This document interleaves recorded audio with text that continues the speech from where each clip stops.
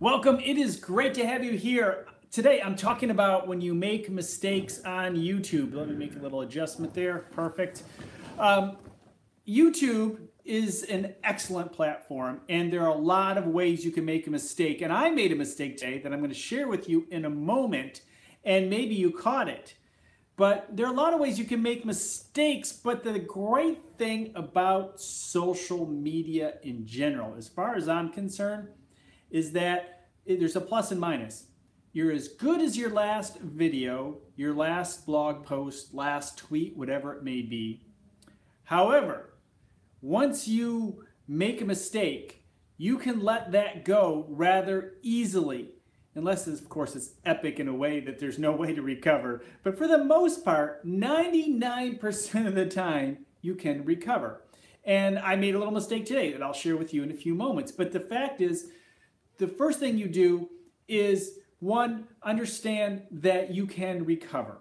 It is not the end of the world. It is not the end of your social media life. It's not the end of your YouTube channel. What you need to do is correct it as quickly as you can. If there's a situation where you need to make an acknowledgement, like there was a mistake that could linger on, then acknowledge it, grasp it, control it. Don't try to hide it. Let me tell you, when people get into the most trouble about anything, it's because they tried to hide the mistake rather than embrace the fact, acknowledge it, and move on. And as one speaker used to say, if you lay an egg, look back, admire it, and move on. I mean, it's just that simple. So today, what I did was, it wasn't a horrible mistake. It wasn't something like I was cursing people out live by accident. All it was is I went on the wrong channel to share some ideas. I went on this channel and I talked about, this is a big day for me. And let me talk about that for a moment. Big day, this is my launch day. One of the things that I do is I launch my pricing for photographers guide. It's 9,000 words. And so when I launch that, I go live and I do a whole bunch of stuff. And that's what I did. I went live thinking I was talking to my pricing channel when I was actually talking to this channel. But, all I had to do was, next step is I put it on private and I went to the other social media and I shared. Now, there are things you can do related to mistakes you made. For example, maybe you had a poor edit. Maybe you didn't edit. There's been situations where I have hundreds of videos. And here's a really embarrassing mistake that I made last spring. I uploaded a video last spring, and it was a screen capture video. And I didn't edit because it went for like 2 minutes of me fumbling around. 2 minutes, like on the video, 2 minutes just fumbling around. And then I swore at the very end, and then it cut to the regular video. And so what I did was I went into the YouTube system and I edited it down. And in that situation, if it was something that was maybe in the middle of the video, I would probably take that down. But I'm sure, I'll guarantee you, there are other videos in which I had a misedit, did something wrong. Like, for example, I'll take 2 or 3 takes on a video, and sometimes I have the other takes in the video. Now, some people may think, oh, he's just doing bloopers or B-roll. No, it was an error. And here's the thing. You can just move forward from it. If you catch it, make an adjustment if you can. If you don't worry about it.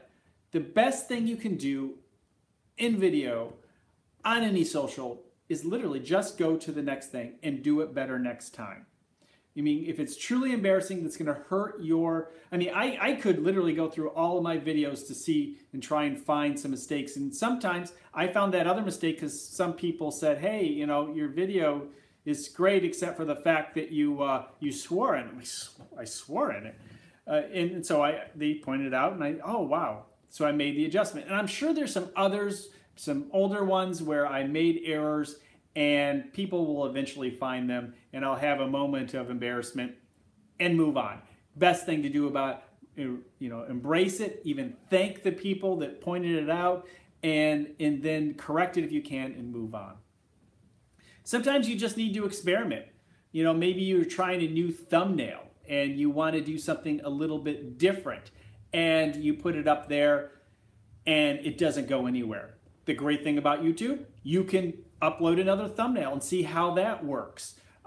Maybe a headline doesn't go anywhere. It really just doesn't do the video justice. You can change that. Now, if you feel that you need to make an adjustment quickly, do it. You can do it in the first 24, 40 hours if you want to do that. But for the most part, if you're just watching your videos and you think you need to make some adjustments and make some updates, wait 3 or 4 months and then come back to it and see how that video is done. Make an adjustment and then come back in another 3 or 4 months and see how your adjustment is done. Now, some people like to use TubeBuddy to do A/B testing. You can do that to find out which is the best. Some people recommend it, some people don't, because they think that you're confusing the algorithm by putting one, it's like relaunching, launch, the video or those updates, and you're confusing the algorithm. I don't know if that's necessarily true or not, but that is a theory behind that doesn't quite work as well. But sometimes you need to test. There are other ways to test. You can use Facebook to test your thumbnails and so forth. You can use Twitter and ask people which one they like best and so forth, or see which one people click on the most. That's another way to go about it. But I've seen people make mistakes just in terms of the type of content that they're sharing. They'll go off script in terms of where they want to go, with their video. I mean, it happens all the time. What do you do when you catch yourself going down another direction? Well, you push yourself back. Just that simple. Maybe even acknowledge, hey, I want to get back to the main point, and then continue on. The worst thing you can really do, especially when you're live, and this is true in speaking in general, don't apologize. Don't apologize. If you catch yourself, if you do something, unless it's worthy of a real apology, like you did something that you should be apologizing for. But if you catch yourself going off topic or just blanking for a moment, don't apologize. If you're blanking, just thinking for a moment. Okay, now back to the topic. I mean, obviously it's a little odd, but you just move on. You're better off 99% of the time just moving forward and making corrections down the road by your actions.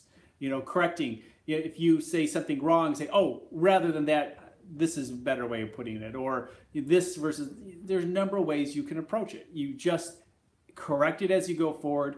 Don't have a big meltdown of apologies, because people don't want to hear it, and you'll lose some credibility, and people may start to fall off from that point.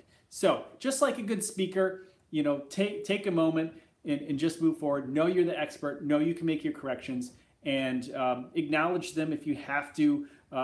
And of course, say sorry if you really, really have to. But most of the time, you don't have to do that. So what are some other mistakes that you can make? What are some mistakes you have made on YouTube? I want to see those in the comments below. And please share your mistakes, because we all learn from mistakes. This is how I've gotten better through the years, how I've gotten better in my speaking, how I've gotten better with video, and it's a never-ending process. Sometimes we make mistakes starting our channel and we're too broad. This channel is a great example of that. Very broad channel. To make up for that, I didn't change this channel, but I created a new channel that was very focused. Where I made my mistake today, I was supposed to go to that channel and not this channel. That's a pricing for photographers, hyper-focused area, and it's working great. Here's my broad channel. This works well, but not as well as the focus. So sometimes we make errors that way. Sometimes we don't make good decisions at the beginning of the development of our channel, and so we have to make adjustments along the way. And just like I was saying, when you're speaking or when you're live, don't apologize for what you did before unless it's worthy of apology. Just keep going. Keep moving forward. It is rare that you need to turn around and stop everything. Just keep moving. And obviously, that is the theme of this. When you're making mistakes, The fact is we all make mistakes on YouTube, off YouTube, in social media. And hey, that's just the basic fact. Okay, looking forward to your comments. Look forward to those of you who have not subscribed yet, please do so. And of course, share these videos with your friends and go through the entire archive. I've got tons of videos to share with you on this platform. Look for the ones that pique your interest, whether it's SEO, social media, pay-per-click, business advice in general. With 600 videos, I'm sure there are other ones that can support you, and that is what I'm here for. You have a great day.